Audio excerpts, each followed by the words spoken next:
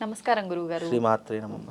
గురువుగారు, పూజా రూమ్లో విగ్రహాలే పెట్టొద్దు అసలు అని చెప్పి కొంతమంది అంటూ ఉంటారు. కొంతమంది ఏమో లేదు పెట్టొచ్చు, కానీ ఆ ఎత్తు అనేది చూసుకోవాలి, అసలు ఎంత ఎత్తులో ఉండాలి ఏంటి అని చెప్పి కొంతమంది అంటుంటారు.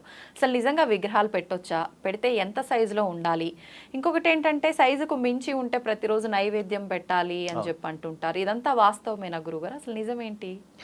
తప్పకుండా తెలియజేస్తానమ్మా. ముందుగా ప్రేక్షకులందరికీ శ్రీమాత్రే నమః, శ్రీ గురుభ్యో నమః. నమో దేవ్యై మహాదేవ్యై శివాయై సతతం నమః. నమ ప్రకృత్యై భద్రాయై నిహతాం ప్రణతాస్మిత. చాలా మంచి ప్రశ్న. ఎందుకంటే కొన్ని గృహప్రవేశాలకు వెళ్ళినప్పుడు కానీ, వాస్తు చూడడానికి వెళ్ళినప్పుడు కానీ, వాళ్ళ పూజా మందిరం చూస్తే టోటల్గా వాళ్ళ పూజా మందిరంలో ఎలా ఉంటుందంటే ఒక్కొక్క విగ్రహం ఇంత సైజులో ఇంత పరిమాణంలో ఉంటుంటుంది. చాలామంది విగ్రహాలతో ఆ పూజా మందిరం అంతా నింపేస్తూ ఉంటారు, పటాలతో పూజా మందిరం అంతా నింపేస్తూ ఉంటారు. అంటే వాళ్ళు తెలిసి చేస్తారో తెలియక చేస్తారో అర్థం కాదు, కానీ నిజానికి ఒక ఇంట్లో ఉన్నటువంటి పూజా మందిరం వేరే, దేవాలయంలో ఉన్నటువంటి ఆలయం వేరే. రెండుకి చాలా వ్యత్యాసం ఉంది.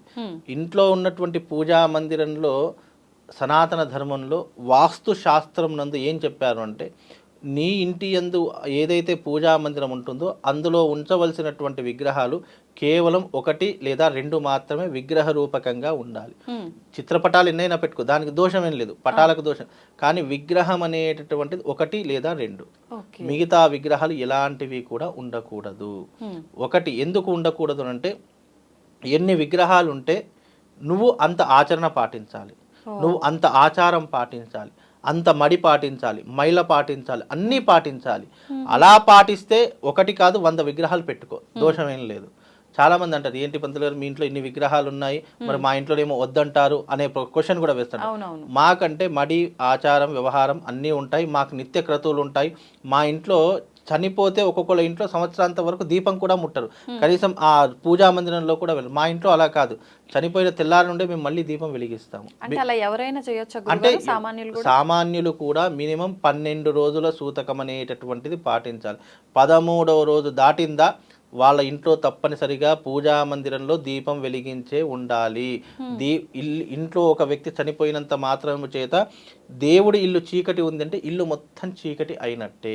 కాబట్టి ఎప్పుడూ కూడా ఒక వ్యక్తి చనిపోతే కారణం అది అడ్డుగా పెట్టుకొని ఇంట్లో దీపం పెట్టకుండా ఉండకూడదు. ఇది చాలా మంది చేస్తున్నటువంటి తప్పు. కాబట్టి ఎవరు అలాంటి విషయాలు చేయకండి. ఇక మన విషయానికి వస్తే, ఇంట్లో విగ్రహాలు పెట్టుకునేటటువంటి పరిమాణం ఎంత ఉండాలంటే అంగుష్ట పరిమాణము అని సనాతన ధర్మం జ్యోతిష శాస్త్రం తెలియజేసింది. అంగుష్ట పరిమాణం అంటే ఎంత? ఈ బొటన వేలు ఎంతనైతే సైజు ఉంటుందో ఈ బొటన వేలి పరిణామంలో ఉన్నటువంటి విగ్రహాలు నువ్వు ఏవైనా పెట్టుకో, దోషమేం లేదు. దానికి మించి పెరిగిందా దానికి నియమాలు ఉంటాయి, దానికి పూజాది క్రతువులు ఉంటాయి, దానికి ఎప్పుడు ఏదేది చేయాలో ఆ నియమాలన్నింటినీ కూడా పాటించాలి. లేదు అని అంటే కనుక నీ ఇంట్లో ఎప్పుడూ కూడా అశాంతి, ఇబ్బందులు లేదా ఎన్నో రకాలైనటువంటి అవాంతరాలు ఇవే వచ్చి కూర్చుంటాయి. చాలా మందికి తెలియనటువంటి విషయం. అంటే ఇక్కడ ఏంటి అని అంటే గనక విగ్రహాలు పెట్టుకోకూడదు అని కాదు, నువ్వు విగ్రహం పెట్టుకో, కానీ దానికి చేయవలసినటువంటి క్రతువులు నువ్వు చేయాలి. ఉదాహరణకు ఒక ఇంటికి ఒక అతిథి వచ్చాడు అనుకోండి, అతిథి మర్యాద ఎంత జాగ్రత్తగా చేస్తామో అలాగే మన ఇంట్లో ఉన్నటువంటి విగ్రహాలకు కూడా, మనం విగ్రహము అనుకుంటే అది విగ్రహం కిందకే వస్తుంది, కానీ అది భగవంతుడి స్వరూపంగా నువ్వు మనసులో అనుకున్నప్పుడు నువ్వు దాన్ని అదే మాదిరిగా చూసుకోవాలి. నువ్వు దానికి నిత్య ధూపదీప నైవేద్యాలు ఉండాలి. ఎప్పుడూ కూడా ఉపవాసం ఉంచకూడదు. నువ్వు ఒక విగ్రహం పెట్టావంటే దానికి ఎప్పుడు కూడా ఉపవాసం అనేటట్టు, కనీసం చక్కెర అయినా సరే, కనీసం బెల్లమైనా సరే, కనీసం ఇంత అటుకులైనా సరే ఆ భగవంతునికి నివేదన చేయాలి. నువ్వు ఎప్పుడైతే భగవంతునికి దీపారాధన చేయకుండా, కనీసం విగ్రహ ఆరాధన చేయకుండా నువ్వు అలాగే ఉంచావు, నేనేదో ఎగ్జిబిషన్లో పెట్టుకున్నటువంటి ఒక వస్తువులాగా నేను పెట్టుకున్నాను అని అనుకున్నావు అనుకో, అది నీ ఇంటికి దోషంగా చుట్టుకొని ఎప్పుడూ కూడా ఇంట్లో అశాంతి అనేటటువంటిది ఉంటుంది. అందుకే ఇంట్లో విగ్రహాలు 1 లేదా 2, ఆ 1 లేదా 2 విగ్రహాలు ఏంటి, మన కులదేవుడైనటువంటి ఇంటి దేవుడి ఒక విగ్రహం పెట్టుకోవచ్చు. అలాగే ప్రతి ఒక్క మనిషికి ఇష్టదైవం అనేటటువంటిది ఒకటి ఉంటుంది, ఇష్టదైవం ఉన్నటువంటి ఒక విగ్రహం పెట్టుకోవచ్చు. మిగతావన్నీ కూడా నువ్వు చిత్రపటాలు పెట్టుకో. ఇప్పుడు శివపార్వతులు ఉన్నారు, నేను లింగమే పెట్టుకుంటాను అని అన్నావు, లింగం ఉన్నదనుకో నువ్వు నిత్యాభిషేకం చేయాలి. నీకు నిత్యాభిషేకం చేసేటటువంటి టైమా లేదు. నువ్వు ఎప్పుడు బయటకు వెళ్తావో ఎప్పుడు ఏ రూపకంగా వస్తావో తెలియదు.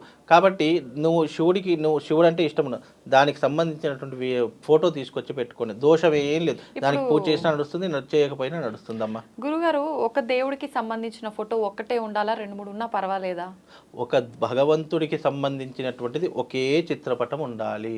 మన కంటికి నచ్చింది కదా అని చెప్పేసి ఒకే పూజా మందిరంలో 10 ఫోటోలు పెట్టామనుకోండి, మనం భావన ఇప్పుడు యద్భావం తద్భవతి. మన మనస్సులో ఒక భగవంతుని చూసామంటే దాన్ని ఎన్ని రూపకాలుగైనా నువ్వు మనసులో తలుచుకో, దోషం లేదు. అంతేకాని ఈ పటం బాగుంది దానికంటే ఇది బాగుంది అని చెప్పి, అంటే అది బాగుంది అని చెప్పి ఇది బాగాలేదని చెప్పే అర్థం అలా కాదు. నీ మనసులో భావన ఎంత మంచిగా చేసుకుంటే మీరు ఎప్పుడైనా ఒక మిరాకిల్ గమనించండి. మా ఇంట్లో ఒక అమ్మవారి ఫోటో ఉందండి, దానికి మించినటువంటి అమ్మవారి ఫోటోలు ఇంకా చాలా ఉండవచ్చు, కానీ నేను నిత్యం పూజించేటటువంటి అమ్మవారి యొక్క చిత్రపటం ఎట్లా అయితే ఉందో దానినే నేను ఒక 100 సార్లు ఊహించుకుంటా. ఈ అమ్మవారు ఇలా ఉంటే బాగుంటుంది అంటే మనసులో ఊహా చిత్రం అనేటటువంటిది ఒకటి గీసుకొని మనం నిరంతరం పూజ చేసామనుకోండి, ఇక దానికి మించినటువంటి సాటి ఇంకేం లేదు. అంతేగాని నేను ఆ ఫోటో బాగుంది ఈ ఫోటో బాగాలేదు అనేట భగవంతుడి యొక్క చిత్రపటము మనం ఊహించుకోవడానికే ఒక ఆకారం ఇచ్చారు తప్ప ఫలానా భగవంతుడు ఇలాగే ఉంటాడని చెప్పి ఏ శాస్త్రం చెప్పదు. మనం మనసులో భావన అనేటటువంటిది ఎలా చేసుకుంటే భగవంతుడు ఆ రూపకంగా మారిపోతాడు. ఉదాహరణకు ఒక మంచి నీటి కంచు తీసుకున్నాం అనుకోండి, అందులో నీరు పోసామనుకోండి, అది మనం ఎలా ఊపితే ఆ రకమైనటువంటి ఆకారం వచ్చేస్తూ ఉంటుంది. అలాగే చిత్రపటాలు కూడా, భగవంతుని పటాలు కూడా ఎప్పుడు ఒకటే ఉండాలి నిజానికి.